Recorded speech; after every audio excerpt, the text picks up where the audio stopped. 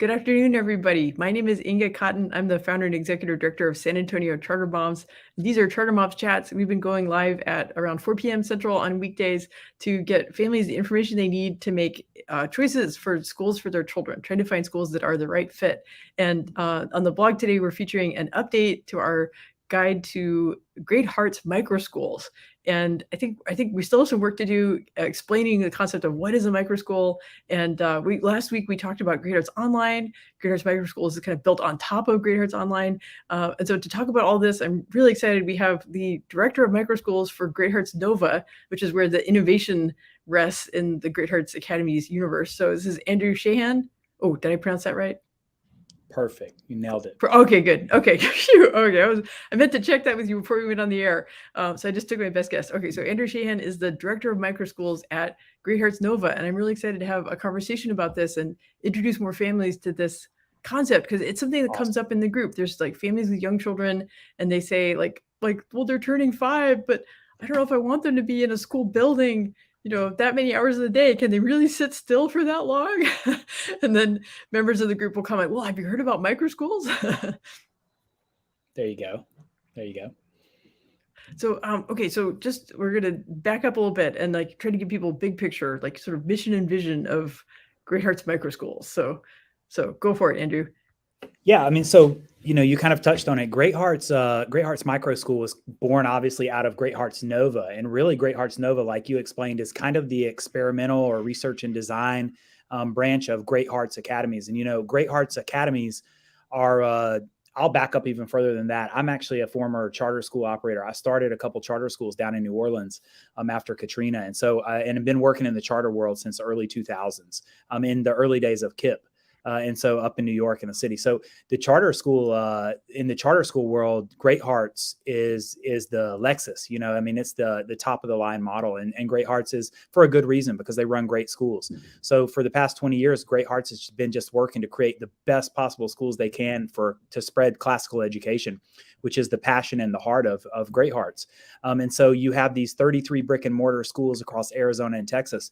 And really, I think at the heart of Great Hearts mission is at the root is to spread classical education and access to that to more people. And so Great Hearts, not related to the pandemic, but related to the pandemic, like started an online school. So they really felt like, hey, here's one way that we can really spread access to classical education. So, for a charter school, it's a pretty big undertaking. You have to have a mass of people in an area that really are driving for this education.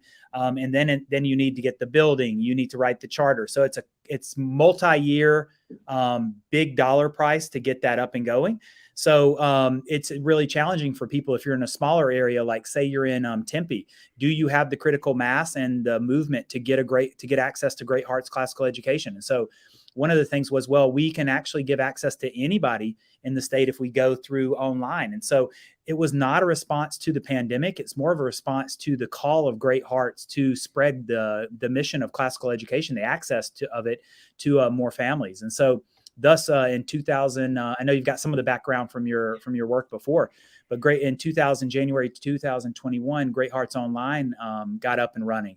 And really, it's not a response to the pandemic. This is a response to just spreading classical education. So that's one of the first things to know. So gets up and running in Texas in 2021 in January, has an incredible 6-month run. The results from it, both academically and parent satisfaction, were very high. And so we're looking at continuing this model. And so in the next year, we're into Arizona and also have the ability to still do in Texas, right? So we're in Texas for another year, and the online school is going great. Got some recent parent satisfaction surveys and surveys, and the initial results, I'll save those for Curtis and the guys, but that are really promising. So we've got the online school running, and one of the challenges with online school is obviously social interactions, which is a vital purpose that schools serve. And so what we decided to do at Great Hearts was try to build these in-person communities around these online learners. And those are essentially your micro schools. And so as we look at, spent some time, I'm actually also a micro school parent myself. So after my charter schools, I got really interested in different types of curriculums and learning environments. And so my wife and I created a micro school of our own for our kids in Atlanta. So, I have this experience with charter schools and creating, and really charter schools, at least in my experience, a lot of them have been to create different options for families, right? Like, hey, we don't necessarily see what we want something different, right? And so micro schools for us were the same thing. So we started our own micro school for our kids about 3 years ago. And so we're really have a lot of knowledge about starting schools and micro schools. And when kind of had been, watching and in contact with Great Hearts and the work that they did. And when they started talking about micro schools, it really piqued my interest because one of the biggest challenges for starting an alternative learning environment is the curriculum. So there's really two paths that people use with micro schools, right? So I want to start a small school. And by the way, these small learning communities are not new. These things have been going on for a long time. And I've learned so much through this journey. Cottage schools, I'd never heard that term before, right? And people have been doing homeschools and homeschool co-ops. But whether it's homeschool or small schools, one of the main challenges is curriculums.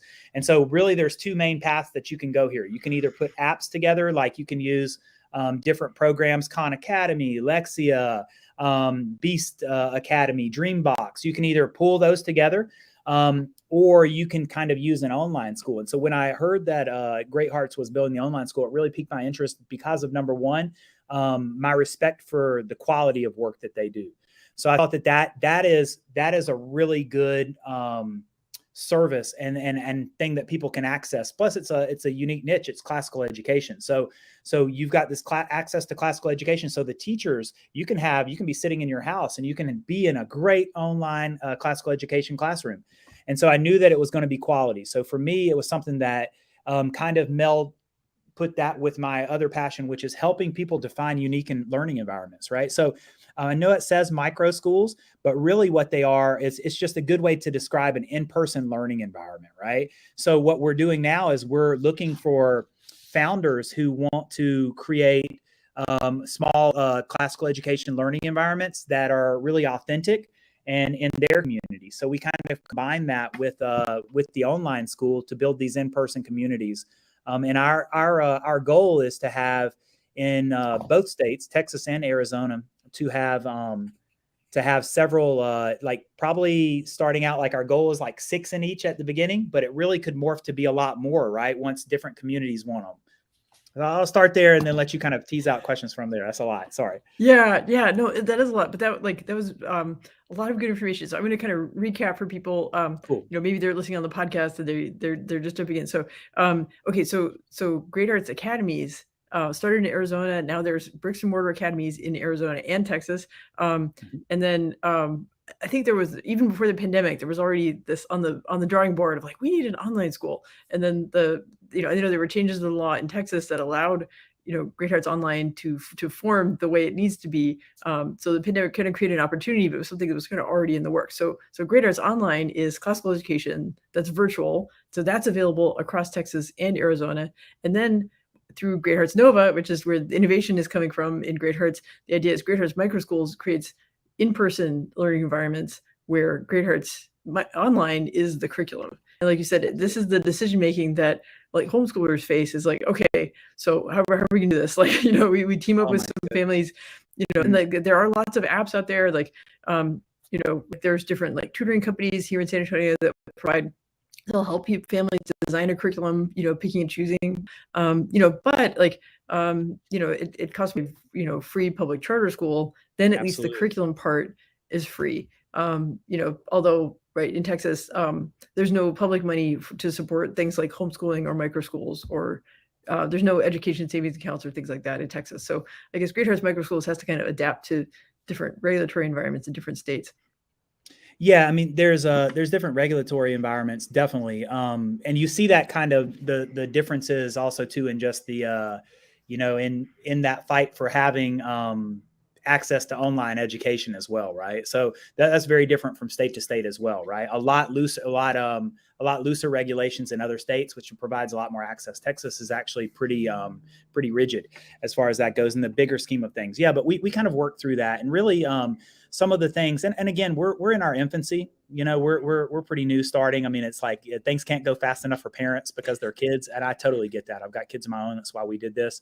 The year it took me to start my micro school, I was like so nervous every day that my kids were just wasting their time where they were, and so yeah, I totally understand it, but we're learning a lot. And one of the initial learnings was, were we going to direct run them, or were we going to try to partner with communities for them to create their vision, right? And so for several different reasons, we chose to partner with communities, and we didn't want to just come in and put our total like, hey, here's what you get, take it or leave it, which is kind of a problem in the school choice community in general.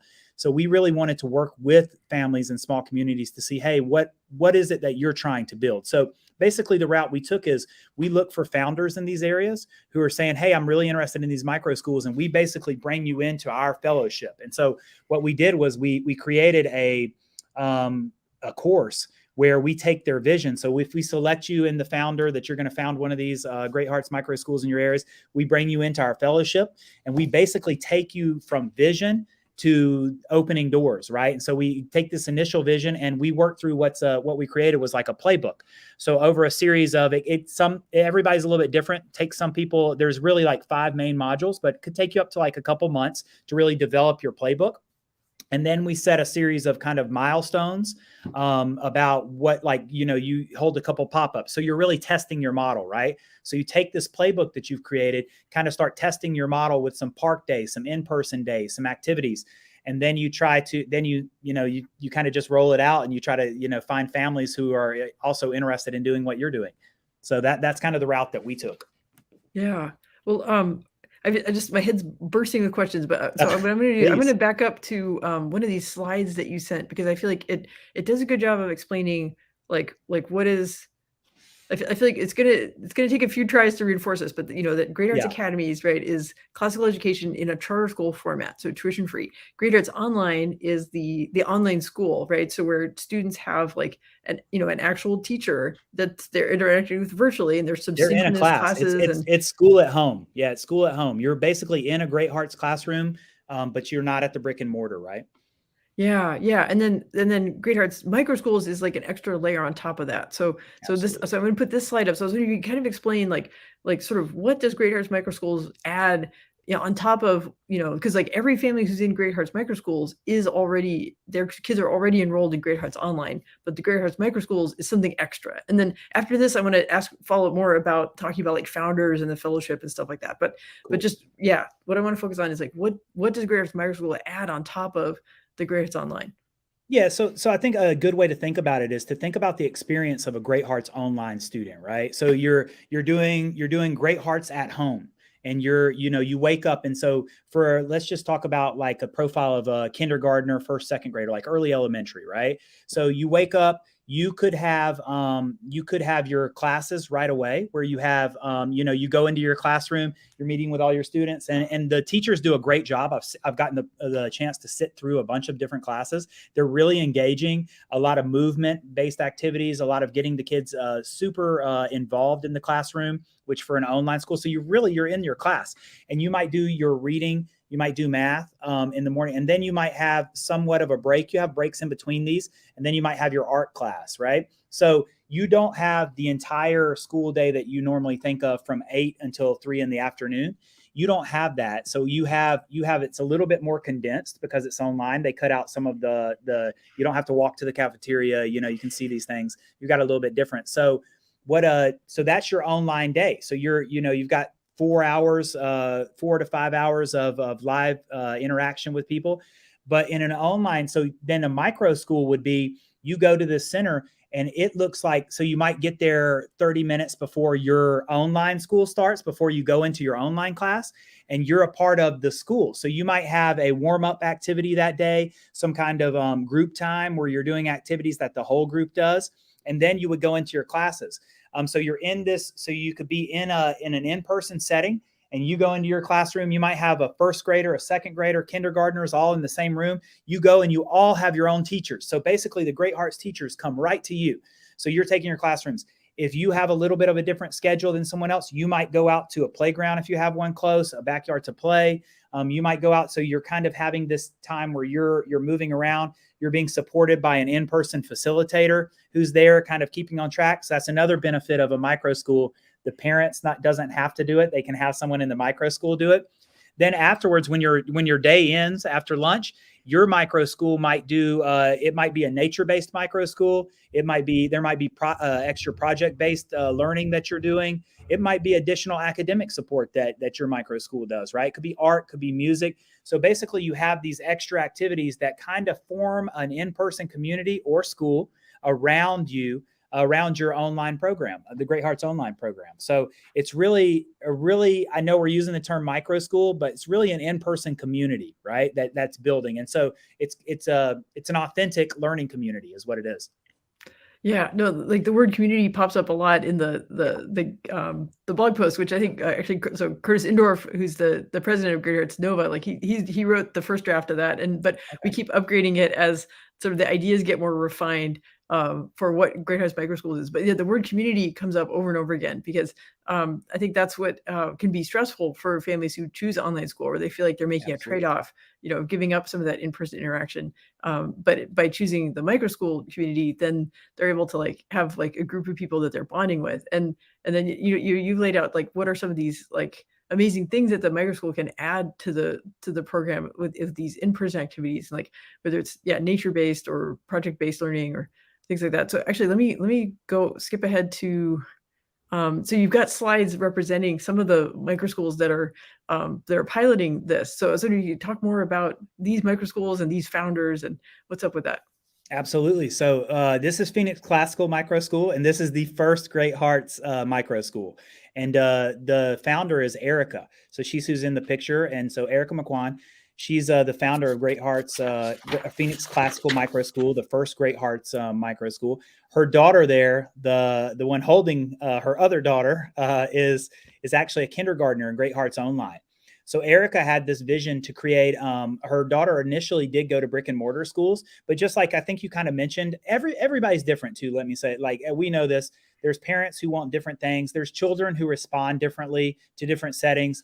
And so again, like I told you, my passion is trying to create a lot of different settings that can work for different people, right? So she just really felt like her daughter needed a smaller environment, and she kind of had this vision of a small in-person community. And really her vision ultimately is like theater based, right? So she's looking to add like more of an arts and drama program into her micro school.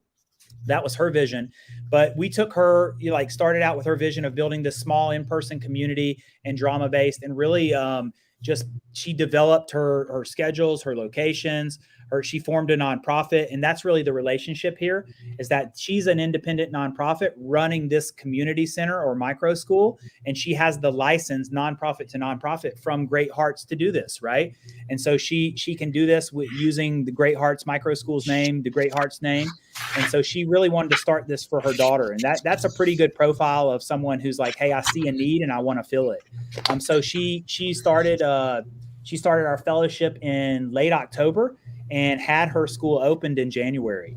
And so she's right now, it's in the infant stages. She's had up to, I think, 5 kids at the school. She's still recruiting for kids. And, we're still really like building this environment for like that her daughter likes, but they're having a blast. So that was our first micro school. That's great. Okay, let me I'll go to the next slide. It looks like this is focused on North Texas. There we go. So so Jay's in, this is Jael Kim. And he was a former principal with Idea Schools. And he really had the same thing, was like, he's got a daughter who's about to be in kindergarten, right? So he had this vision that he wanted to start a small school. His is going to be much more academic based. And so he's going to provide a lot of additional tutoring. He was a great teacher before he was a principal. So if you are in Dallas, Fort Worth, you need to be getting in contact with Jay, because he's going to do amazing stuff, and he's going to be working really closely with your kids. I mean, so it's same thing with Erica, but I would put my kids in either of these places if I was living in the city. So this is a great opportunity for Jay. He's in Irving. So it's Dallas, Fort Worth. He's got a location in Irving, and he's in a church.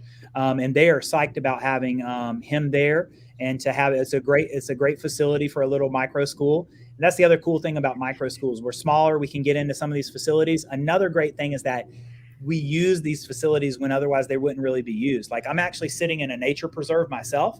And so with this nature preserve is they've got like 3 little rooms and we put our school here. And so otherwise they're not used except for like spring break camps and summer camps. So we split the space with them and it's a really cool. So now there's a bunch of kids going to school in a nature preserve, right? Similarly, Jay's got a really cool spot within a church community who wants to support him and loves the idea of a Great Hearts micro school being there. And so he's actually currently interviewing families and things and looking for in-person launch. He's doing small events and things now, but looking for an in-person launch probably next year, at the beginning of next year.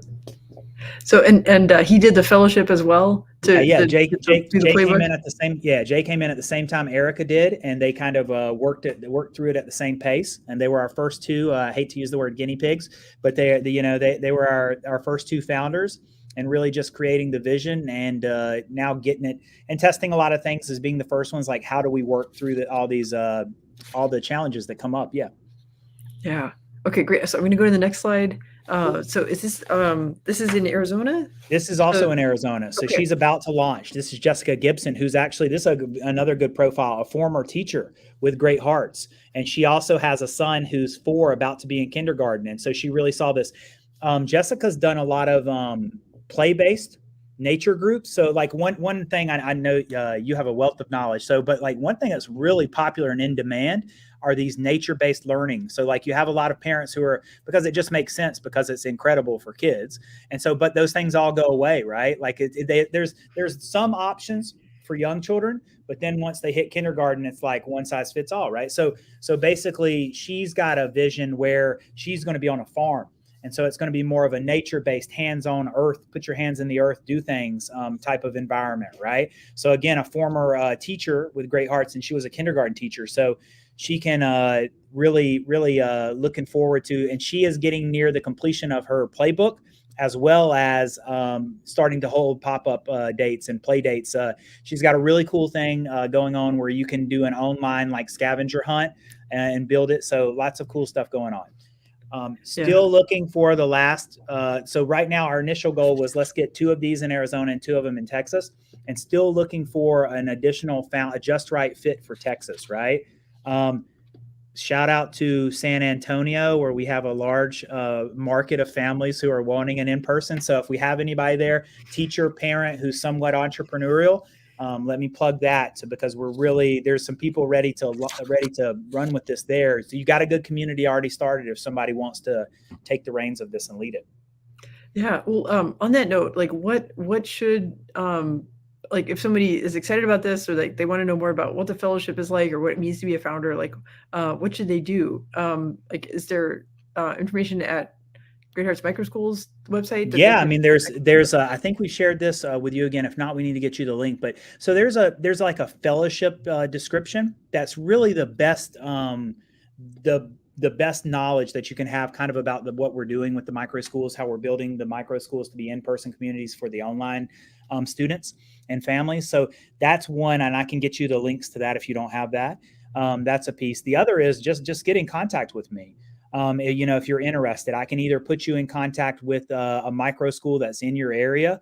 Also, too, we're also working more with online to think of this as a comprehensive strategy. And one of the things that we might have learned is that micro school might actually be several steps. My camera's reversed. When I go that way, it goes that way. When the micro schools might be several steps away from actually starting, right? Like, so we're actually trying to, the vision now is kind of morphing into these different areas in both states that we can have, that we can start building community in. So instead of just going to like hey, we're opening a micro school, maybe we need to purposely build community a little bit more through series of like park days and things, right? So like, for instance, in Arizona right now, we've identified 6 areas and we're looking for ambassadors, right? To be like, hey, I'm going to go out there and I'm going to hold these park days. These park days might turn into groups that then want to start their micro schools, right?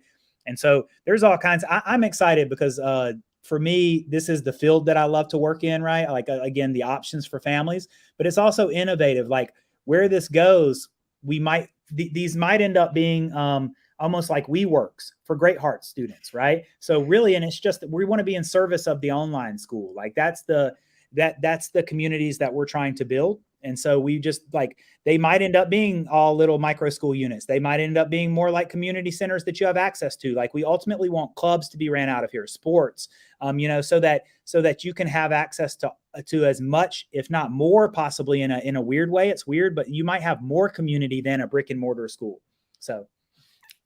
So, well, I was so busy running the slides, I didn't realize that Curtis Idorf is watching, and he wanted to. So I want to just reinforce like what he's been commenting. So, so he wrote, "We take you from vision to opening doors."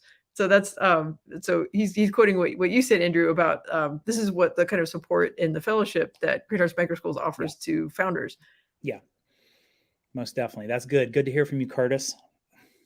So, and then he also commented community, and that ties in with what you were just saying about, ambassadors and park dates and like that kind of, I mean, I remember in the early days of Great Hearts Monte Vista, which is the first campus in Texas. And, my kids enrolled at that school. And I remember there was one day that it was like the first week of school on a Friday. It was a half day, and we all went to this patio restaurant. It's called The Cove.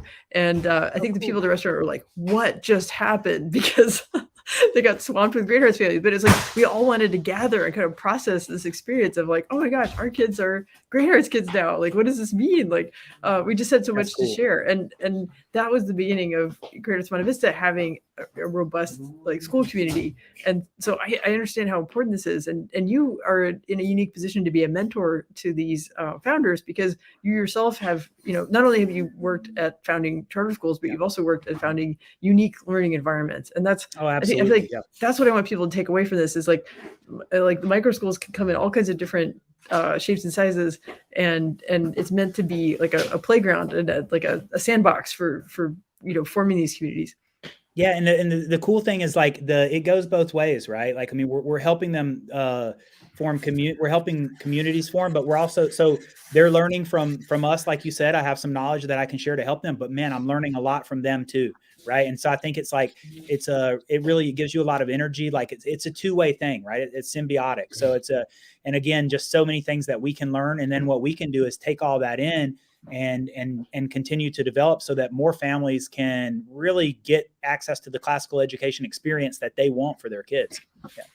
Yeah. Well, I'm thinking about like the school in Phoenix, that's the micro school that's already up and running. Like, there's another one coming in Phoenix. There's one getting off the ground in, the Dallas Fort Worth area. Are there any like sort of anecdotes or success stories or like things that have, percolated up to you? You're like, okay, they're on the right track. Like this. Well, this morning I actually had Erica, who's the Phoenix Classical. We do our check-in on Tuesday morning. So yeah, it's still Tuesday. So we did the check-in this morning, and so she has a student who's, they do some assessments, and it's by levels 1, 2, 3s, and 4s.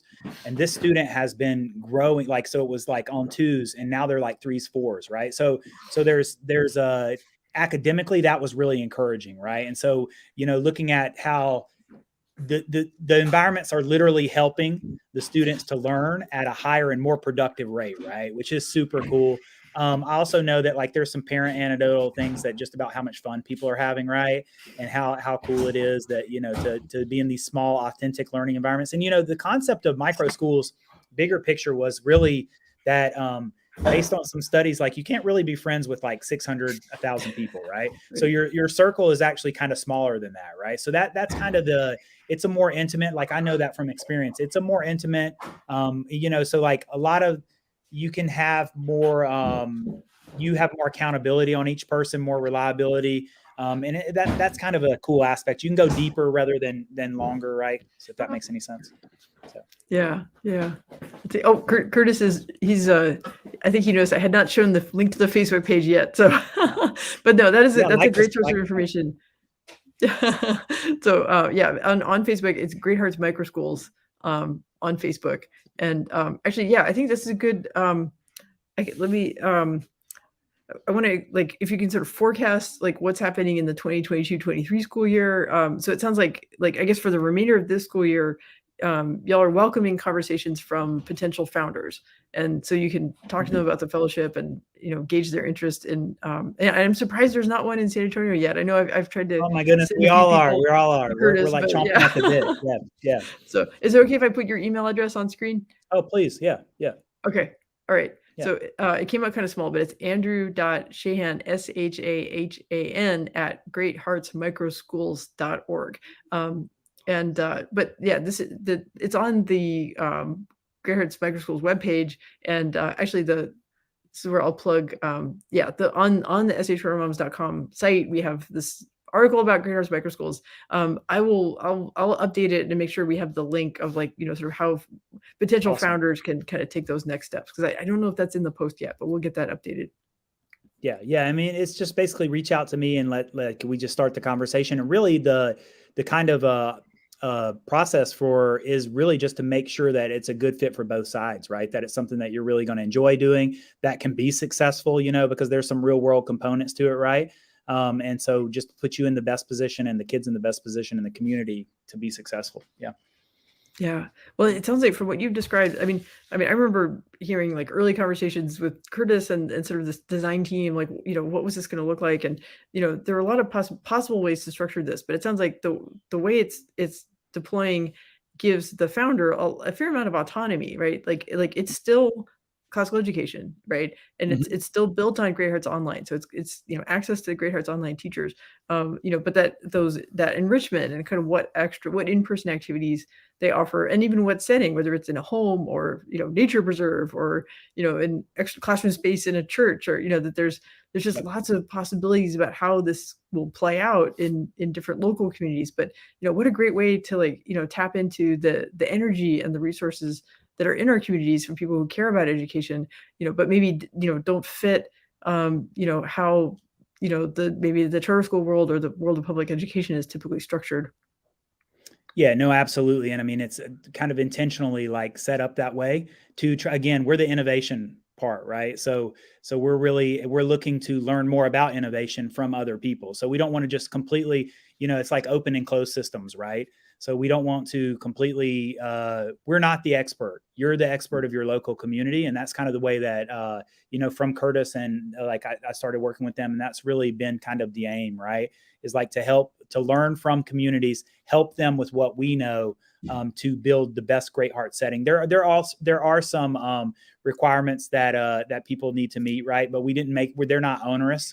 And really, I do feel like just what you described. We've left the opportunity out there for each community to innovate and make what works for them, but still to stay true to Great Hearts and what Great Hearts is. Because, like I said before, it's just having been in the charter world, I have so much respect for Great Hearts and the work that they do and just the quality that they bring to the table. So that's also something that we're concerned with and responsible for, right? So those are great things, and I think we've we're on the path to finding out and learning a lot of things. And like I said, we've already opened the first couple. So if you have families, you want to enroll in Great Hearts, first step is Great Hearts Online, and then let's find a community to build and help you build your dream. So Yeah. Okay. So I'm gonna close out by recapping what people can do for next steps. So okay, so I put on the screen is the link to Great Hearts Online. So it's greatheartsonline.org, or you can do online.greatheartsamerica.org. But so if you go to greatheartsonline.org, at the right end of the menu bar, there's a button that says Microschools. So that'll take you there. Or you can directly type in online.greatheartsamerica.org/microschools. Also, these links are all in the blog post. And on the Microschools page, it's got Andrew's email address is there. You can click through. And here's Andrew's email address on the screen. It says andrew.shahan@greatheartsmicroschools.org. And there's opportunities in Arizona and in Texas, but particularly, like, this is, most of our audience is in San Antonio. So I come on, really San encourage. Antonio, come on. Yeah, we need a Great Hearts Microschool in San Antonio. I strongly We believe do. this, and it'll be really exciting to see how it develops, because this is Great Hearts Nova. It's Great Hearts, but it's the innovative part. And Which is let's see super what cool too. Let me develops. just plug that. Like, people don't do that, and that's not done in education. So kudos to Great Hearts for being brave and spending money that other people don't want to spend to try to help people, like to try to like spread classical education. So that's like not a lot of people are doing that, and in education we're very bad at doing that, right? So really great things. Yeah, yeah. Well, it's spreading good ideas, and it's also extending a hand, and Yeah. inviting these founders to come and be part of the process, and Yeah. localize it for what makes sense for their communities. And that's really important. Absolutely. Yeah. Well, great. Well, I feel like I've learned a ton about microschools, and I'm really impressed at how far it's come since, a year ago or so when I was talking to Curtis and Jessica about this, and it's really exciting. So thank you so much for joining me on Charter Moms Chats. My pleasure. My pleasure. All right. Take care.